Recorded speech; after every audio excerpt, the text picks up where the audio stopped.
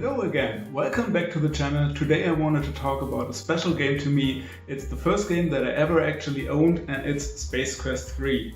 Not this box in particular, because that's the Atari ST version and I used to own the PC version obviously, but with so many games like this I unfortunately don't own the original box anymore. I don't know, gave it away, threw it away or something, but I'm very happy that I at least got this copy for now. And I wanted to talk about the game today because, well, it's special to me in a way that you can probably understand that other games are special to you, which were the first games that you owned. And it showed me the point-and-click adventure. Well, not so much pointing and clicking, it's based on the text parser, but it showed me what you can experience on a PC and the adventures you can have, the worlds you can travel, and all the fun that you can have.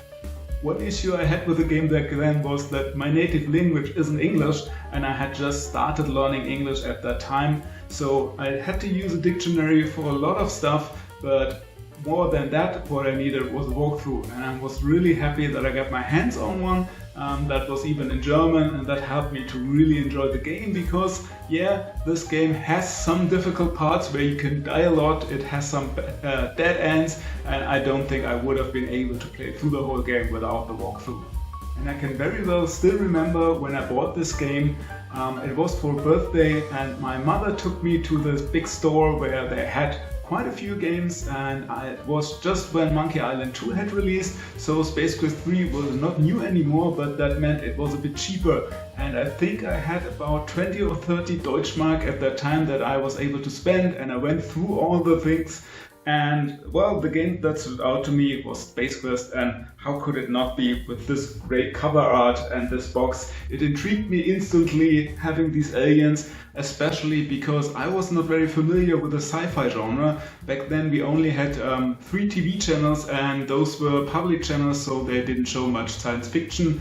I had no idea what Star Wars was, I had no idea what Star Trek was, so going to other planets and in the future was a really new and exciting experience to me.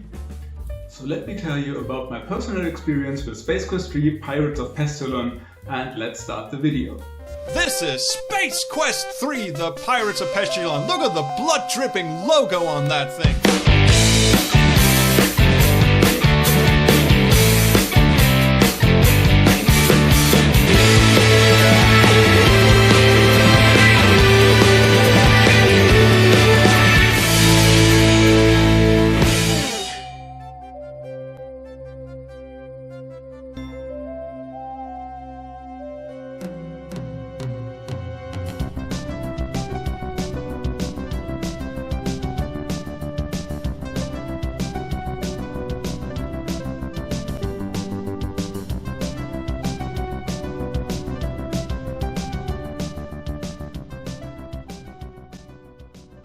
What a kick-ass intro.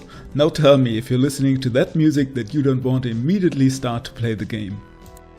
For a game from 1989, this is so cinematic, it blew you away. Now remember, this game has been released 1 year prior to Wing Commander, so games with high production values and fully realized worlds were still a rarity. And even though I only got the game in '91 and only had a PC speaker, it still hooked me immediately.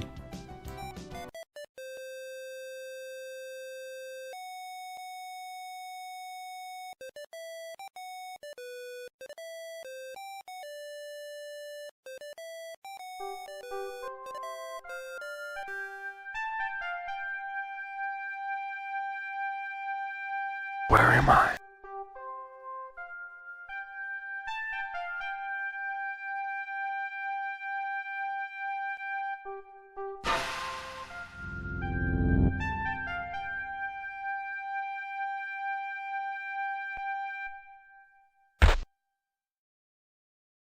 Now before we jump into the game quite literally, let's have another look at the box and its contents.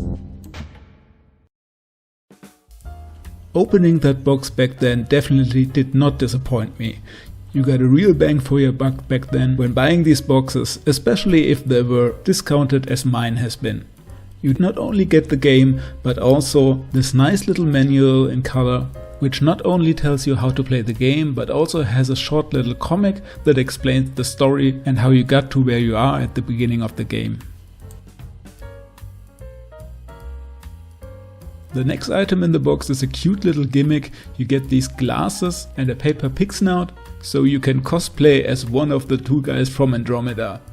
I fondly remember wearing them for 2 minutes and then never bother with that again. Then you've got your typical registration card and a technical notice that you can downgrade the disc to lower density for the Atari ST version. And you have this very nice Sierra catalog that's always fun to browse through and see how those games have been sold back then.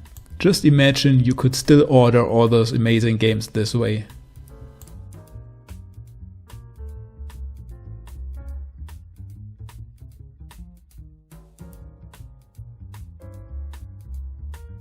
Lastly, you've got the 3 game disc for the Atari ST, but as I said, I used to own the PC version, which also came with 6 5¼ floppy disks. But enough of paper and plastic now, let's get back to the game and how I remember playing it.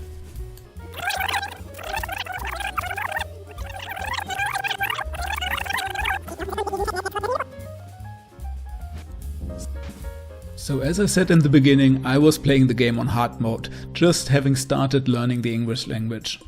So for me it was not so much about puzzles and progress in the game, but just typing in stuff in the parser and hoping that it will recognize it. This more exploration game type kept me entertained for quite a while, but I would probably still have been disappointed with the game because I was really unable to make any meaningful progress. I mean, I got a few things done, but I never even managed to repair the ship and leave the planet, which is, well, the first task you have in the game. So is this all? Have I wasted my precious birthday money for nothing? Not quite.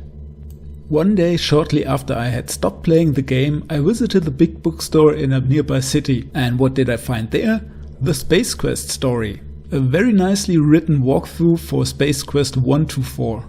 So nowadays I rather try to play a game for myself and only look at a walkthrough when I'm really stuck, but it's interesting how much using a walkthrough back then transformed the experience I had with the game.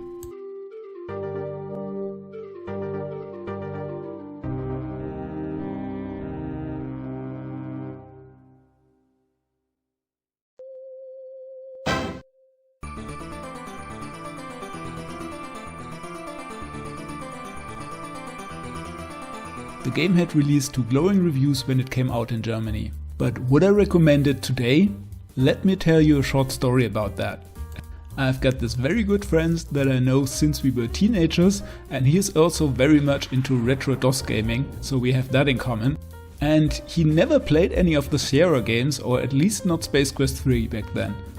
I must have talked about the game quite a lot over the years, because recently when I visited him, he decided to give the game a go himself. The nice thing is that he still owns a retro PC gaming setup complete with a CRT monitor and even an MT32 Pi, so we pretty much got the best experience that you could get for such a game.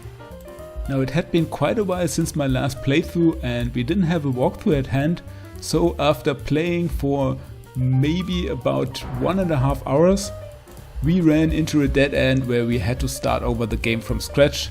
And let me tell you, the experience during those 1.5 hours weren't so great as well.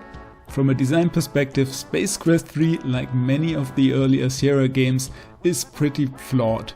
There are abstruse puzzles in there are cheap death, and the aforementioned dead ends where you can miss an item at the start of the game and which you need later on, and then you're pretty much screwed. And that can be very frustrating, especially if you've grown a little older and value your time a bit more than you did back when you were a teenager. So yeah, the answer obviously is yes, I would totally recommend playing Space Quest 3 today. With a caveat. You have to know what you get yourself into, and maybe you even want to play through the game with a walkthrough right from the start. But I mean, look at those graphics. Look at those graphics! How can you not instantly fall in love with this game? It's just so pretty, so unique, so endlessly charming.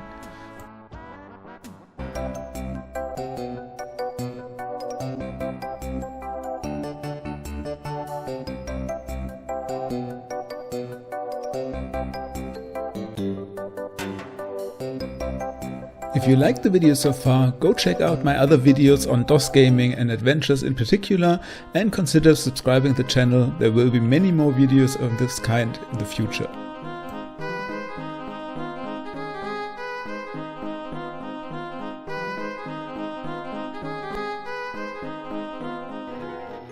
One of the things I like most about the game is the world building and how you go about exploring that world.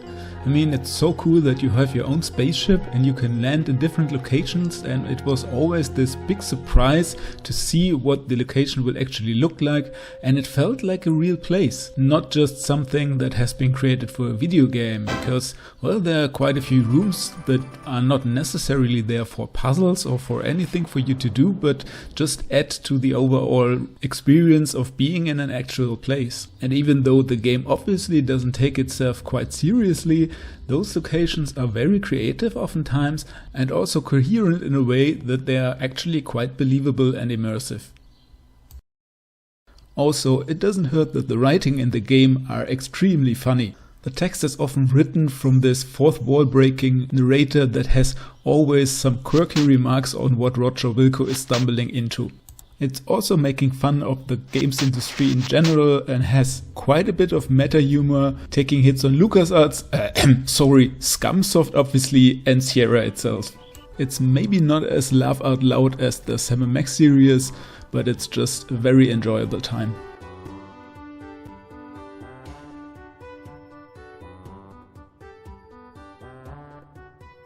Another thing I've come to terms with over the years is the text parser.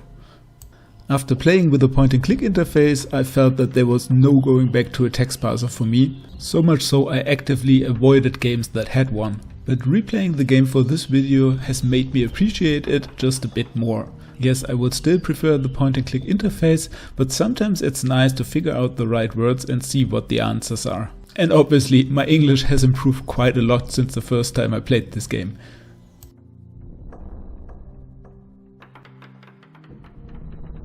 So to come to a conclusion of this video and reconcile my love-hate relationship with the game, Space Quest 3 is a fond memory that I very much enjoyed revisiting for this video. It's not my favorite game of the series, that would still go to Space Quest 5, but it rivals Space Quest 4 for the second place. Thinking of that, maybe I should revisit Space Quest 4 as well. Yes, the puzzles are a bit abstruse sometimes and they are the dead ends, but compared to other Sierra games, yes, I'm looking at you Larry in King's Quest, it's not even that bad. I will always have a soft spot for the Pirates of Pestulon, the inspiring tale of one heroic spacefaring janitor. And with that, see ya!